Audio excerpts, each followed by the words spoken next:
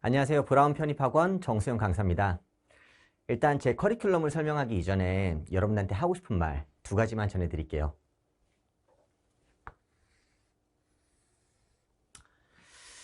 자, 우리가 시간이 이렇게 지나갈수록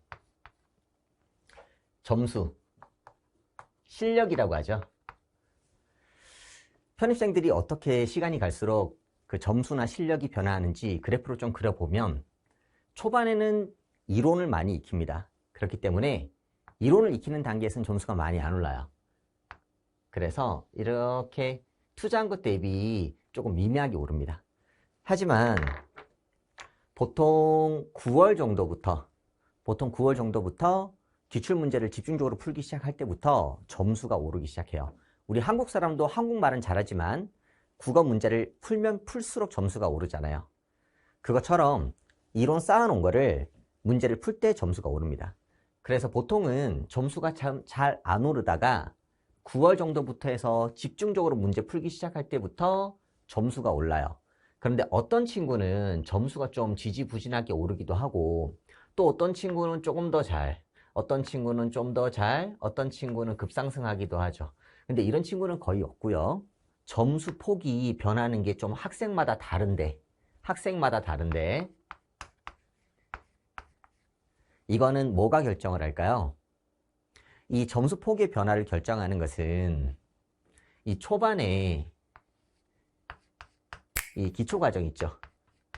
이 기초과정에서 기초를 얼마나 탄탄하게 쌓아놨느냐, 기초과정에서 해놓은 이 실력이 기울기를 결정한다고 보시면 되겠습니다.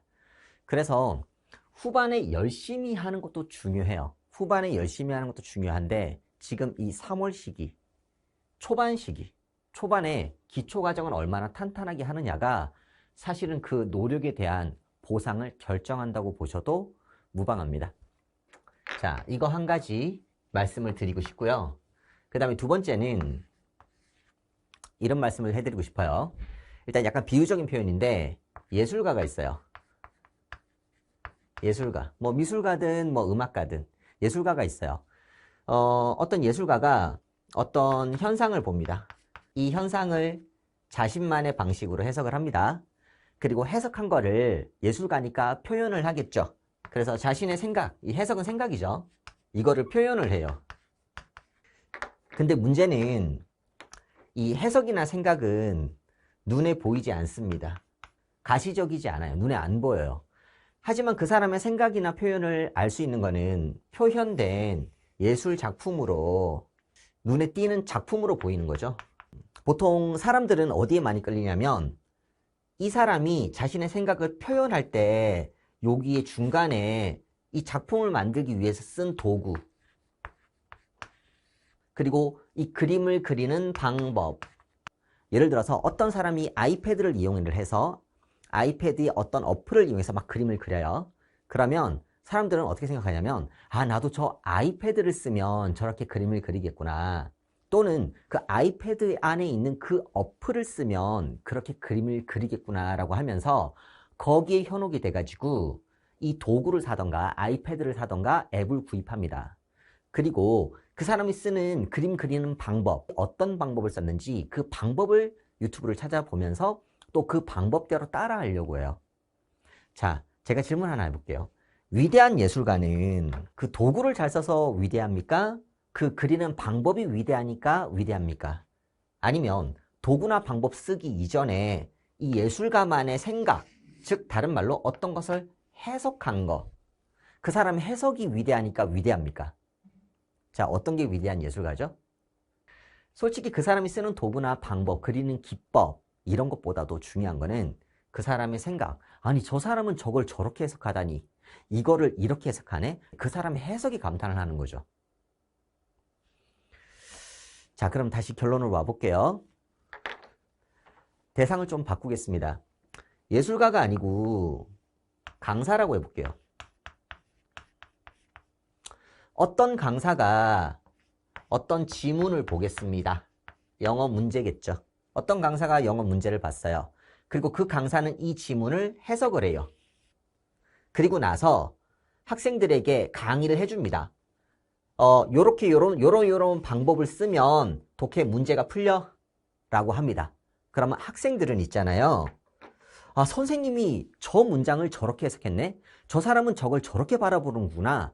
라고 그 사람의 시선 처리라든지 정확한 해석이라든지 그런 거에 신경을 쓰지 않고 눈에 보이는 방법, 무슨 법, 뭐 논리법, 뭐 독해법, 법칙에 자꾸 현혹이 되더라고요.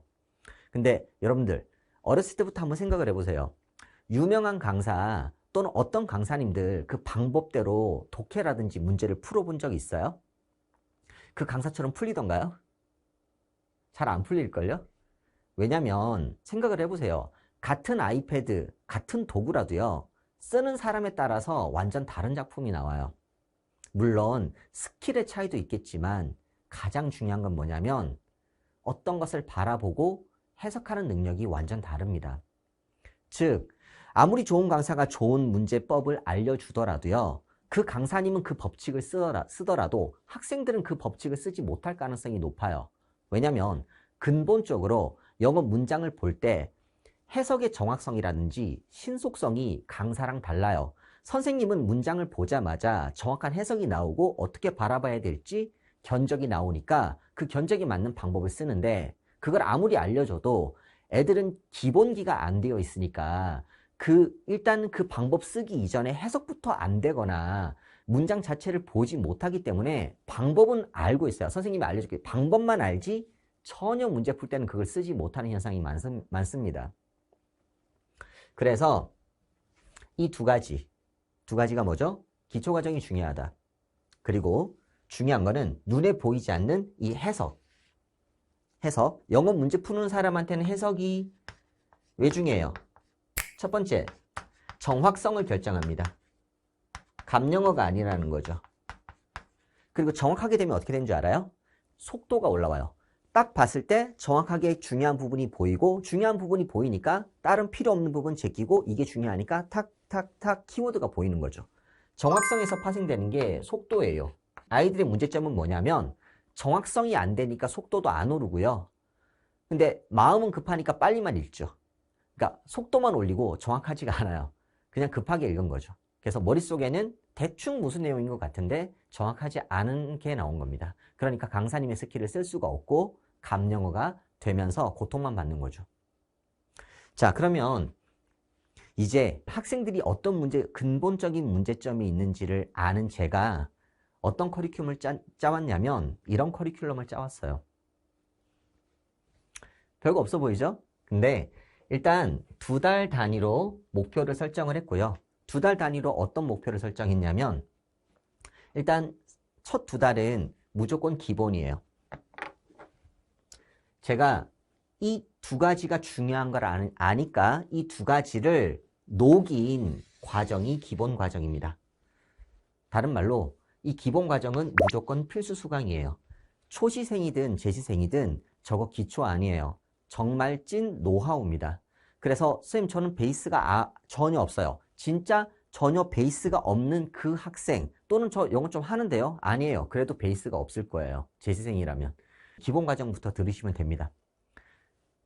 장담 드릴 수 있어요. 신세계 열릴 겁니다. 그래서 이 기본기를 다진 다음에 기본만 다져가지고는 안 되겠죠.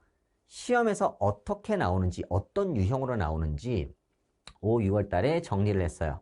그래서 이 4개월 과정은 어떠한 상황에서라도 무조건 열심히 최선을 다해서 들어줘야 되고요. 반복적인 복습을 통해서 무조건 자기 것으로 소화해야 돼요. 기본과 어떤 식으로 문제를 푸는지 그 유형을 정리한 과정이 이 4개월 과정입니다. 자, 이제 그럼 기본도 만들었고 어떤 식으로 나오는지 정리가 됐죠. 정리가 됐으니까 실제 문제를 풀어보면서 점수를 올려야 되는 연습을 할 때입니다.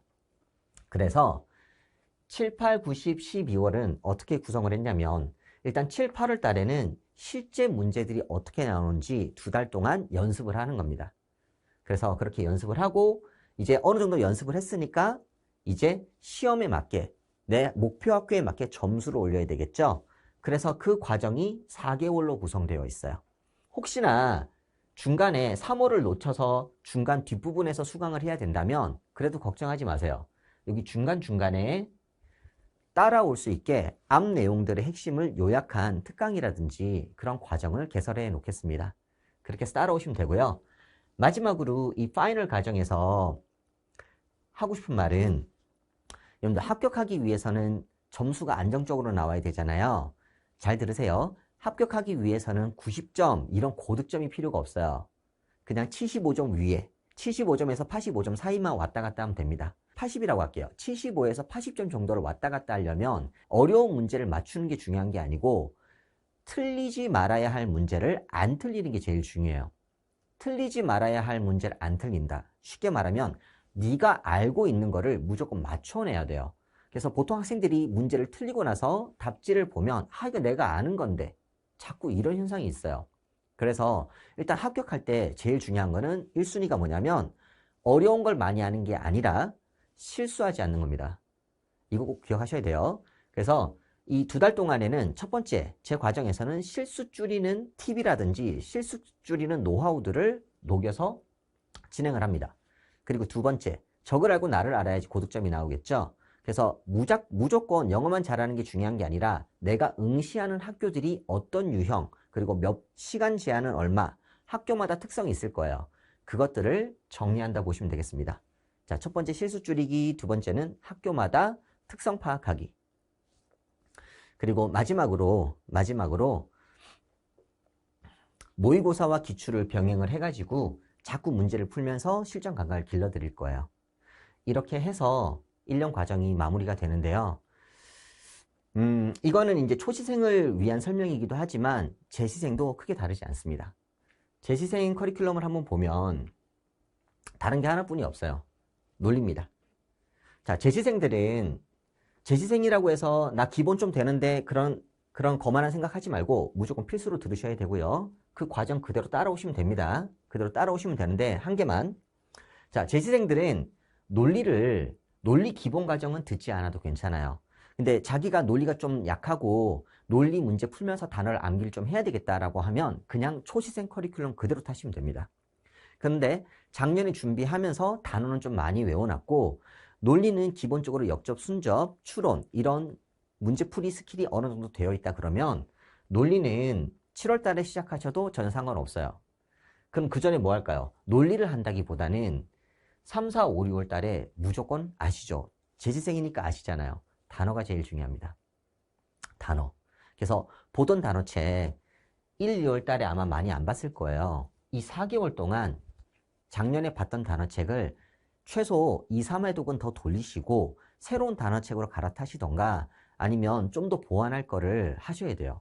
그래서 재시생들은 하나뿐이 없습니다. 초시생 커리큘럼 그대로 타시되 논리를 기본을 듣지 마시고 3, 4, 5, 6월 달에 단어를 더 열심히 해주세요. 그렇게 해서 보완을 해서 기존 커리큘럼 그대로 타시면 되겠습니다. 자, 이렇게 여러분들과 함께하게 되어서 너무 이제 설레고 또 기쁩니다. 앞으로 잘해봤으면 좋겠습니다. 감사합니다.